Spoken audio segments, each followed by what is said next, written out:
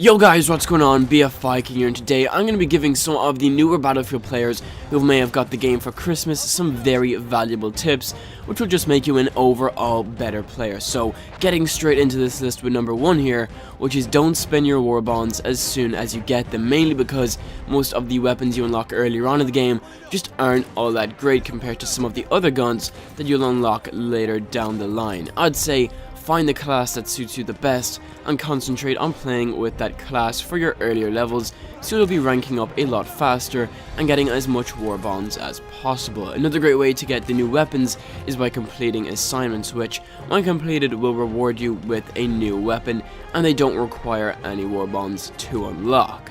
Also, make sure you're spending your war bonds on a useful class. There's really not much point in spending all of your war bonds on the tank variants, just because the tanker class isn't available on all maps. So, while on a lower level, focus on the 4 main classes.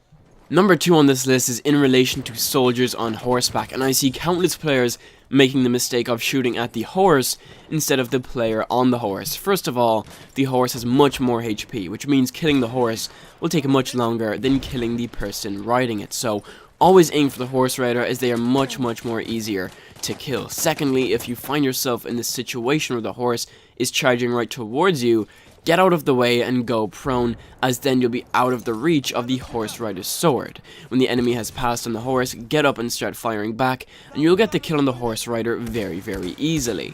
Number 3 here on this list is find a gun that you like using and unlock the variant which suits towards your playstyle. For most weapons in the game, we have 3 variants: the factory, the trench, and the storm variant. The storm has the greatest stability while aiming down the sights, making it a better weapon for those longer ranges. The trench variant has a better hipfire accuracy, which means if you don't have enough time to aim down your sights, or if the enemy is too close to you, this variant will be best in that situation.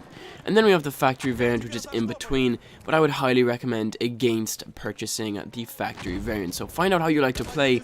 If you like to rush in close and get really up close to the enemy, go with the trench variant, but if you're more of a longer range player, I would definitely recommend unlocking the storm variant. Number 4 is to play the role that your class is intended to be played as. For example, for the support class, make sure you're dropping plenty of ammo for your teammates, and with the medic class, of course, make sure you're reviving and healing all of your team. The more you do this, the more points you'll get, which makes leveling up very easy. For medic, you get 100 points for 1 revive, and that really adds up when there are 5 or 6 guys in need of a revive. Now, for the scout, make sure you're deploying plenty of spotting flares, and make good use of that trench periscope, as it outlines the enemies for your entire team. Last up here at number 5 is to obey squad orders when provided. How this works is pretty easy. When issued a squad order, you'll see a green arrow placed above an objective, which means that your squad leader wants to take or defend that objective, and by doing so, you'll be rewarded a nice chunk of points. And if you follow loads of squad orders in one game, you'll definitely get a hefty amount of points for doing so. Also, if you find yourself in the position of being the squad leader, make sure to issue as many squad orders as possible. All you have to do is press the spot button while looking at an objective, and that will order your squad to that objective. It's just a very easy way of making some very quick and easy points. So guys, those are my top 5 tips for some of the newer Battlefield players who may have gotten Battlefield 1 for Christmas. So let me know down below if you found these tips to be helpful. So anyways guys, if you enjoyed the video, make sure to leave a like. It's always appreciated. I hope you're having an amazing Christmas so far. But thank you so much for watching. Hope you're having an awesome day, and I'll see you in the next Battlefield video.